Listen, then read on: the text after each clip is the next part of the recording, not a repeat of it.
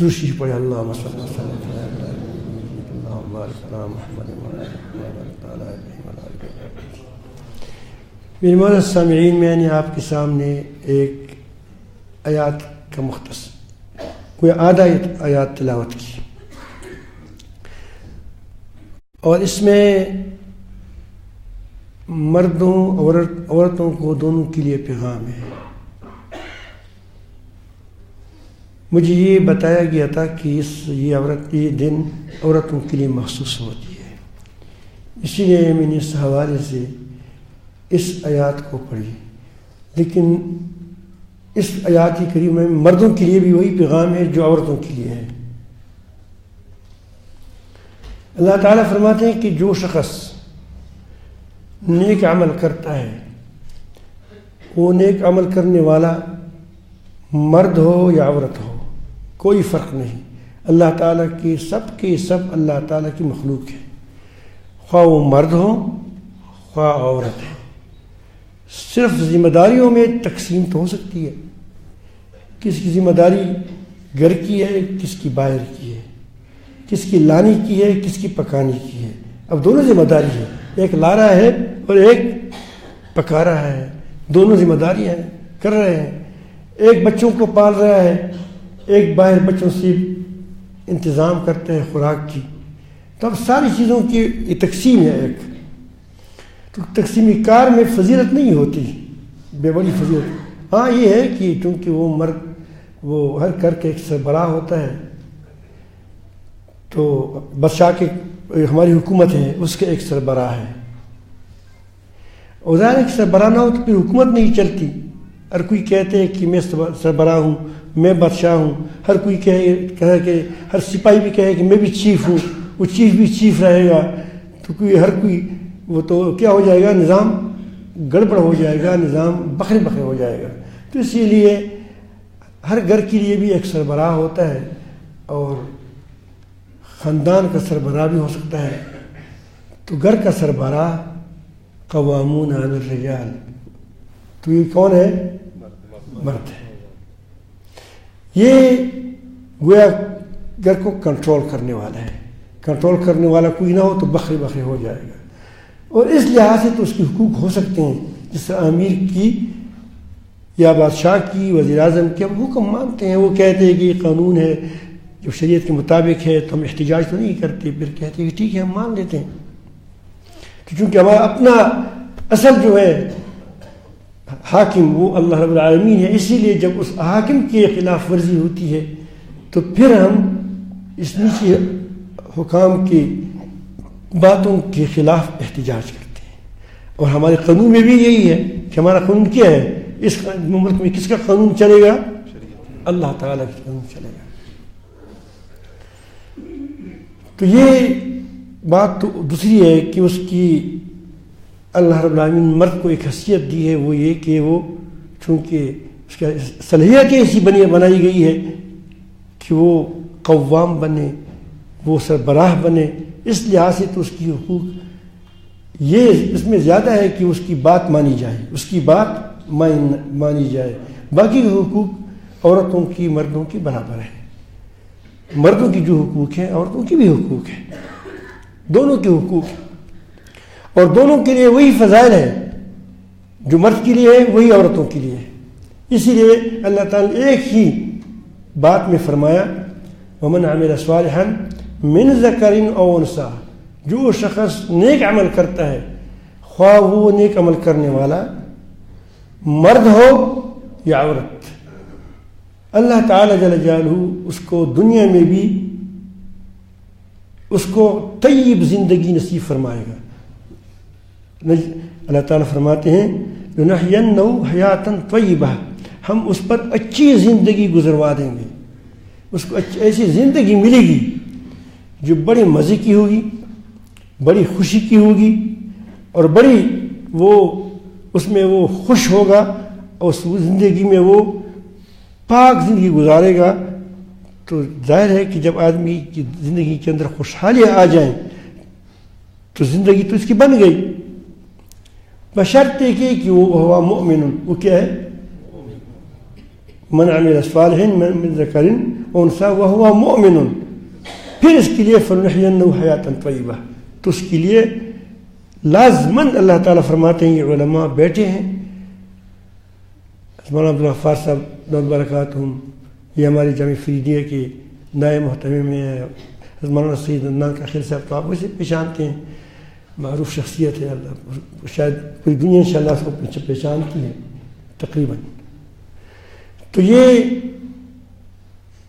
جانتے ہیں اس بات کو کہ یہ لام بھی تاکید کا ہے، نون بھی تاکید کا ہے. لنحینہ، ہم لا ضرور بضرور ان کی اچھی زندگی اس پر گزروا دیں گے. انسان کی دنیا میں یہی چیز ہے کہ اس کی پکیزہ زندگی گزرے، رسوا نہ ہو، ذلیل نہ ہو، وہ لوگوں کے سامنے ہاتھ نہ پھیلائے، اس کو لوگ شرمندہ نہ کریں، ذلیل نہ کریں، رسوا نہ کریں. یہ اس کی دنیا کی چیزیں ہیں، اس کو حاصل ہوں گی اگر وہ صالح عمل کرے. لیکن جو صالح عمل ہے، نیک عمل ہے، وہ کیا چیز ہے؟ یہ بات سمجھنے کی ہے. ایمان کی بات وہ تو شرط ہے کہ اللہ تعالیٰ پر ایمان ہو. اس کے بعد 3 چیزوں کی ضرورت پڑ جاتی ہے. جب وہ آ جاتی ہیں تو پھر وہ عمل صالح بن جاتا ہے. ایک تو وہ عمل خود درست ہو، شریعت کے مطابق ہو، مشیت کو اس کو اللہ نے حکم دیا ہو، یا اللہ تعالیٰ کے حکم کے مطابق ہو، یا دوسری الفاظ میں کہ اللہ تعالیٰ کے حکم کے خلاف نہ ہو. یہ بھی ہو سکتا ہے. اس میں اخلاص جب آ جائے گا تو وہ بھی نیک عمل بن جاتے گا. ٹھیک عمل، درست عمل ہو بذات خود. دوسری اس میں یہ ضروری ہے، دوسری شرط یہ ہے کہ وہ عمل اخلاص کے ساتھ ہو، وہ اللہ تعالیٰ کے لیے ہو. یہ بھی اب نیک عمل ہو گیا. تب اگر ایک آدمی نماز پڑھتا ہے لیکن مخلوق کے لیے پڑھتا ہے، نماز درست عمل ہے لیکن اس کے اندر نیت درست نہیں ہے، تو یہ عمل میں فساد آ گیا. یہ عمل کو ہم صالح عمل نہیں کہیں گے. پھر اگر اس کی نیت بھی ٹھیک ہے، عمل بھی درست ہے، لیکن طریقہ ٹھیک نہیں ہے، طریقہ بھی ٹھیک ہو.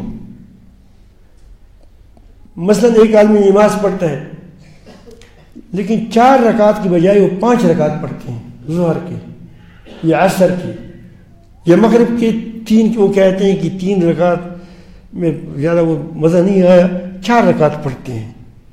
2 کیونکہ باقی 4 ہے، یہ بھی 4 ہونی چاہیے. تو یہ نماز اس طریقے پر نہیں ہوا جس طریقے پر نبی کریم صلی اللہ علیہ وسلم نے ہمیں سکھایا ہے. تو یہ نماز یہ عمل صالح نہیں ہوا. تو 3 چیزیں ہو گئی. درست، خود وہ کام خود بھی درست ہو، اس کی نیت، اس کی اندر نیت بھی ٹھیک ہو، اور وہ ٹھیک طریقے سے بھی کیا جائے. یہی بات ہر نیک عمل کے بارے میں ہے. تبلیغ کرنا ہے آپ کو، تو تبلیغ بھی کام بھی ٹھیک ہو. تبلیغ تو ٹھیک ہے، اللہ کی طرف بلانا ہے، اور پھر اللہ تعالیٰ کی طرف بلانا ہو تو جو اللہ کے لیے بلائے، اس میں اپنی نمائش نہ ہو، اپنی سرداری قائم نہ کرنا مقصود نہ ہو، لوگوں کی اصلاح مقصود ہو، اللہ کو رضا مقصود ہو. تو یہ اس کی نیت ہو گئی. اور پھر طریقہ بھی ٹھیک ہو. ایسا نہ ہو کہ ایسی طریقے سے لوگوں کو سمجھائیں کہ وہ لوگ متنفر ہو جائیں اس سے. طریقہ بھی ٹھیک ہونا چاہیے. قولا لینا، نرم الفاظ کے ساتھ سمجھائیں، ٹھیک طریقے سے سمجھائیں. ایسا تبلیغ نہ کریں جس میں طعن ہو. آج کل بہت سی تقریریں تقریباً طعن بن گئی ہیں، بغور. ہم اس کو لوگوں کو جب کہتے ہیں تو گویا اس کو ہم چکے لیتے ہیں، اور پھر کہتے ہیں کہ دیکھو فلان نے فلان کا پاجامہ اتار دیا، یہ کوئی ہم نے کون سا بڑا کام کر دیا. تو اس کو عزت رکھتے ہوئے لوگوں سے بات کریں گے تو بات اثر کرے گا.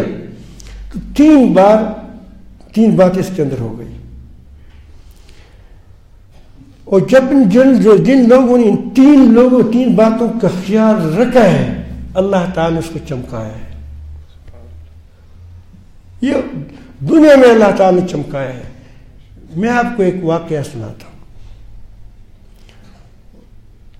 وہ ہے اس کا تعلق تو عورتوں کے ساتھ ہے, لیکن اگر وہ عورتوں کا یہ حال ہو تو مردوں کو کیا کرنا چاہیے, یہ اس سے اپنا سبق لے لے.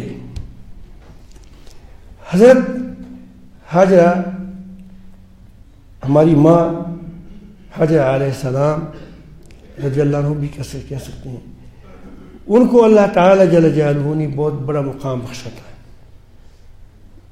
یہ یہود کی کتابوں میں تو لکھا ہے, وہ حسد کے لیے بنا پر لکھا ہے کہ یہ باندھی تھی, یہ باندھی نہیں تھی, یہ شہزادی تھی. یہ باندھی نہیں تھی, یہ شہزادی تھی.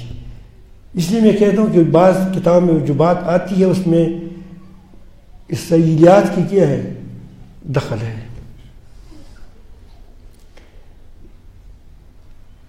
اللہ رب العالمین جل جلالہ کا نے یہ چاہا کہ ایک ایسی امت جو بالکل فطری امت ہو, جس کی صحبت اتنی صالح ہو کہ وہ اپنی صالحہ والدہ کے سوا کسی اور کے ساتھ اس کی بچپن میں صحبت ہی میسر نہ ہو جائے. اس کو ہمیشہ بچہ جو چھوٹا ہوتا ہے تو اس کو ذہن خراب کرنے والی چیز اس کی والدہ, اس کی باپ, اس کا ماحول ہوتا ہے. اسی لیے ہمیشہ چھوٹے بچوں کو بڑا خیال رکھیں. جو عورت, جس عورت کے پیٹ میں بچہ ہو, اگر اس وقت وہ نمازی پڑھتی ہیں, کسی کے ساتھ حسد نہیں کرتی, شوہر کی خدمت کرتی ہے اور شوہر کی لحاظ رکھتی ہے, روزہ رکھتی ہے, یا وہ اچھے حلال پاک مال کھانے کی کوشش کرتی ہے, تو جب بچہ پیدا ہو جائے گا بچہ اس سے بھی اثر لیتا ہے, وہ نیک ہوگا. کیونکہ اس نے ایک اچھے ماحول کے اندر ایک زندگی گزاری. اگرچہ اس وقت اس کے اندر شعور نہیں تھا, لیکن لاشعوری طور پر اس کے اندر وہ چیزیں آ گئی. یہ پکی بات ہے.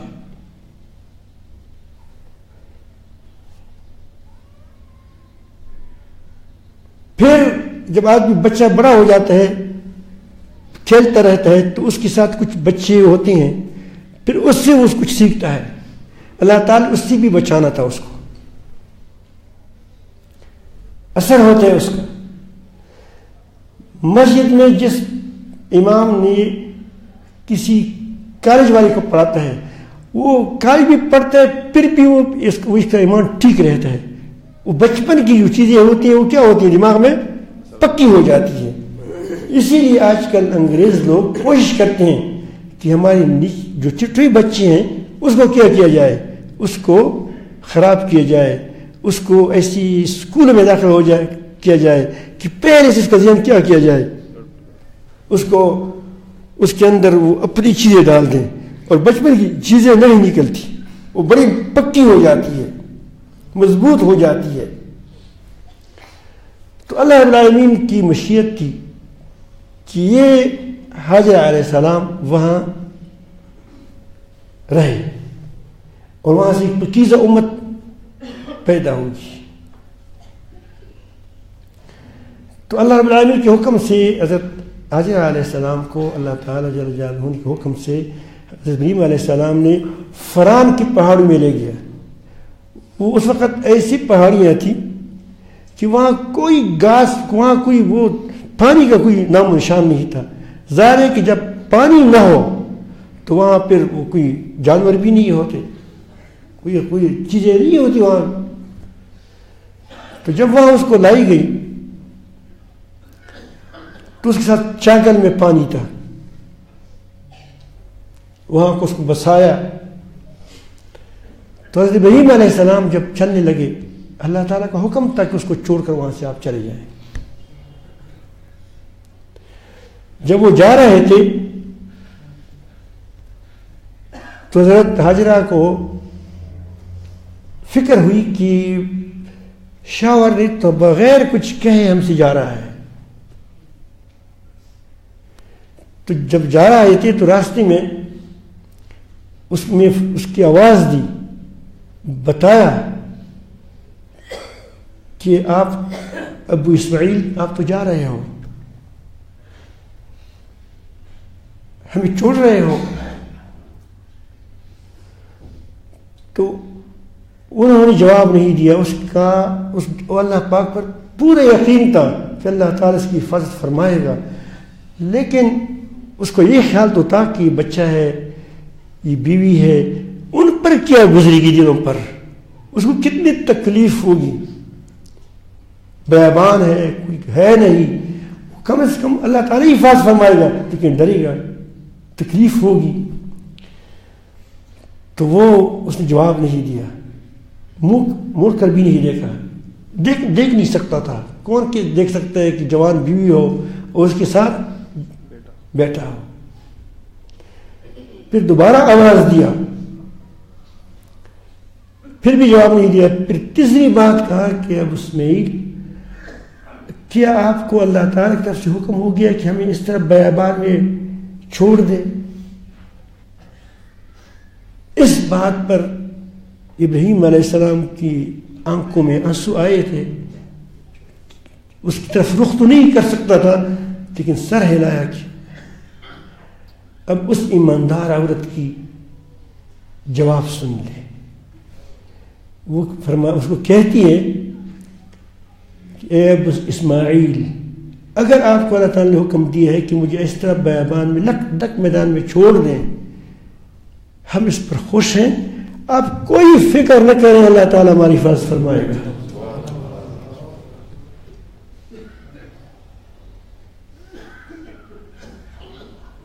وہ چلا گیا. وہاں جب وہ جگہ اب بھی موجود ہے جہاں سے نبی کریم حضرت ابراہیم علیہ السلام کھڑے ہو کر دعا کی کہ یا رب العالمین, ہم نے اپنے بیٹوں کو, بچوں کو, اہل عیال کو ایسی جگہ پر رکھا ہے کہ جہاں کوئی آب و گیا کا نشان ہی نہیں ہے. تو اس کی ثمرات سے کرے کہ وہ رزق دے دے, یہ کرے وہ کرے, تاکہ یہ لوگ نماز پڑھے, لیقیم الصلاۃ, تمہاری نماز کرے. تو وہاں سے پہلے سے طے تھا کہ یہاں ابراہیم علیہ السلام, آدم علیہ السلام کے زمانے سے جو کعبہ آ رہا تھا وہ گر گیا تھا, وہ دب گیا تھا. اس بنیادوں پر یہ دونوں باپ بیٹی کیا کریں, تعمیر اٹھائے. چلا گیا. ظاہر ہے کہ چاول میں پانی کتنے وقت تک ہو سکتا ہے, اور خوراک ایک دن کا 2 دن کا وہ کتنے دن چل سکتا ہے, اور جب وہ ختم ہو گیا تو دودھ بھی خشک ہو گیا. میں صرف آپ کو بتاتا ہوں کہ استقامت آپ کو کیا دے گا. اگر آپ دین پر ڈٹ جائیں گے اور آپ نے نیک عمل کو پر ڈٹ گئے, جس کا میں نے ترتیب بتائی, تو آپ کو کیا ملے گا. تو اس وقت حضرت حاجہ جا سکتی تھی ہماری اماں کہ وہاں جگہ کو چھوڑ کر کے قریب کسی علاقے میں چلا جائے. طائف زیادہ دور نہیں تھا, اس وقت لوگ دفعہ کشتے, تو وہاں تک جاتی تو وہاں بڑا سبز جگہ تھی, اور وہاں پھل بھی تھے, اور وہاں کھانے کی چیزیں بھی ملتی تھی, پانی بھی ملتا تھا. لیکن مجھے میرے شوہر نے کہا ہے کہ یہاں بیٹھ جاؤ, اور میرا شوہر کس کا ہے؟ اللہ تعالیٰ کا پیغمبر ہے. میں اس جگہ کو نہیں چھوڑوں گی. یہ ہے کیا؟ ایمان اور پیغمبر کی بات پر یقین کہ پیغمبر نے کہا ہے کہ ہاں تم ٹھہر جاؤ. ایک وقت ایسا بھی آیا کہ بچہ اس قدر پریشان ہوا بھوک سے کہ اس کی موت کی حالت کے قریب ہو گیا, تڑپ رہا تھا. تو ایک پتھر پر بیٹھ گئی تاکہ میں نہ دیکھوں اس کو, لیکن پھر خیال آیا کہ دیکھو صفا پر چڑھ جاؤ، وہاں جب چڑھ جاؤں گی تو وہاں کچھ نہ کچھ تو کوئی قافلہ آیا ہوگا میں سے پانی مانگوں گی تو پانی دے گا، تو وہاں سب صفا پر چڑھ گیا، دوسری پڑھے اللہ.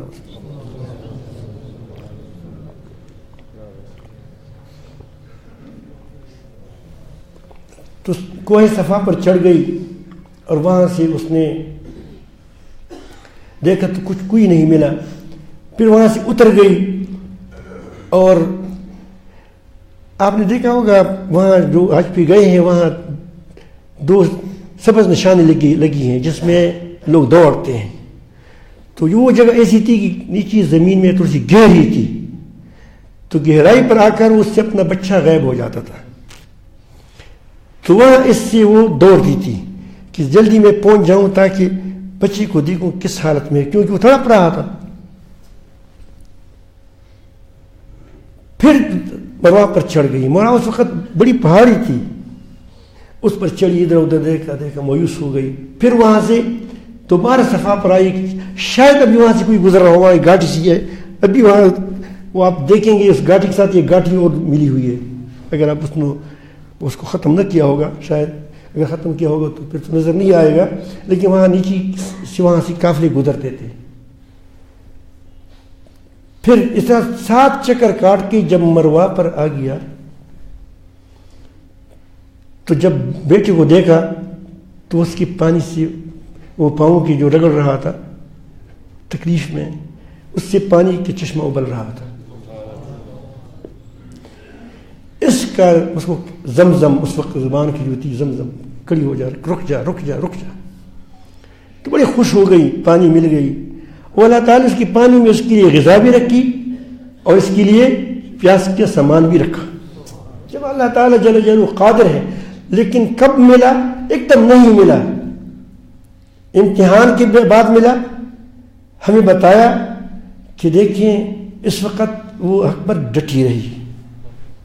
تو اس میں سارے مسلمانوں کو، خصوصاً پاکستان والوں کو ایک پیغام ہے کہ ہمیشہ حق پر ڈٹے رہیں. آپ کو دھمکیاں ملیں گی، آپ کو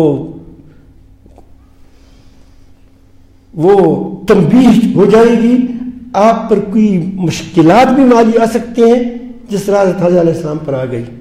لیکن اگر آپ نے اپنی ایمان کا ثبوت دے دیا، ڈٹ گئے، تو اللہ تعالیٰ آپ کے لیے راستہ کھولنے والا ہے. یہ ڈٹ جانا بھی تمہارے کے لیے کیا ہوگا؟ تمہارے راستے کھولنے کا سبب بنے گا. تو اللہ تعالیٰ جل جلالہ نے اس کے لیے راستہ کھول دیا. اب اس کے بعد میں آپ کو ایک بات عرض کروں کہ اللہ تعالیٰ کتنا قدردان ہے. اللہ تعالیٰ شکور ہے ہماری چھوٹی چھوٹی قربانیوں کی. اللہ تعالیٰ کہ ہاں بہت بڑی قدر ہے. ہمارے پاؤں میں کانٹا چبھ جاتا ہے، حالانکہ وہ تو راستے میں چلتے چلتے چپ جاتا ہے، لیکن اللہ تعالیٰ جو اتنا مہربان ہے کہ اس پر بھی ہمیں ہمارے گناہ معاف فرماتے ہیں.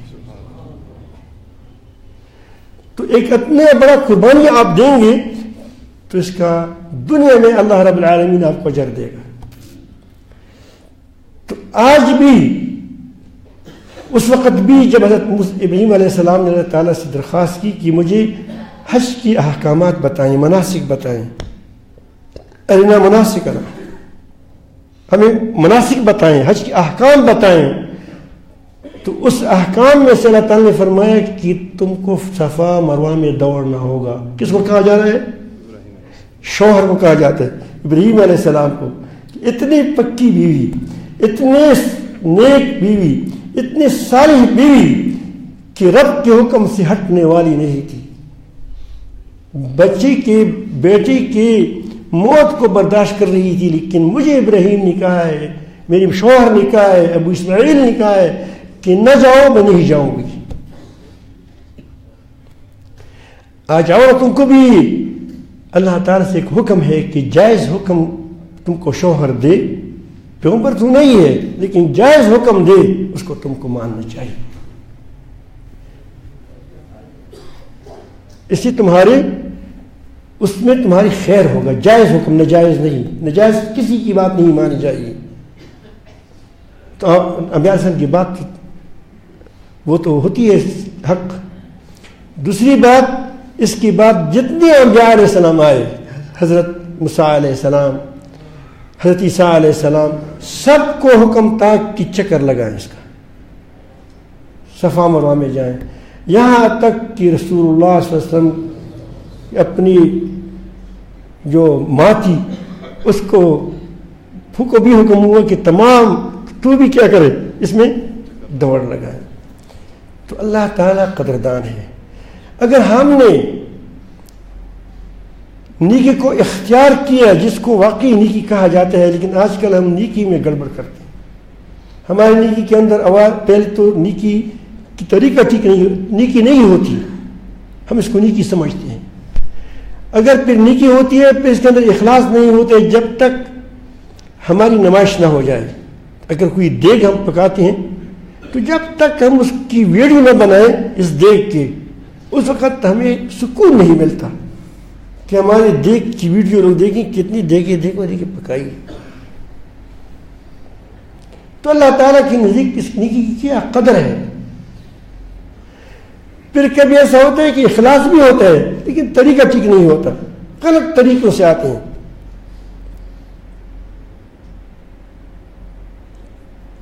شریعت کو نافذ کرنا ہو، جو بھی آپ نے کسی چیز سے منوانا ہو، اس طریقے پر آ جاؤ جس طریقے پر تو طریقہ ہم نے رسول اللہ صلی اللہ علیہ وسلم نے سکھایا ہے، تو پھر ہو جائے گا۔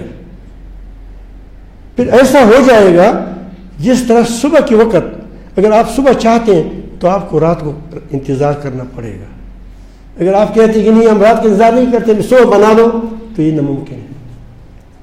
ایک طریقے سے آپ کو گزرنا ہوگا۔ مغرب آئے گا، کیا عشاء آئے گی، عشاء کے بعد کیا ہو جائے گا، پھر ٹھیم گزرے گا، پھر کیا وہ صبح کاذب ہوگا، پھر صبح صادق ہوگا، پھر کہیں جا کر سورج نکلے گا۔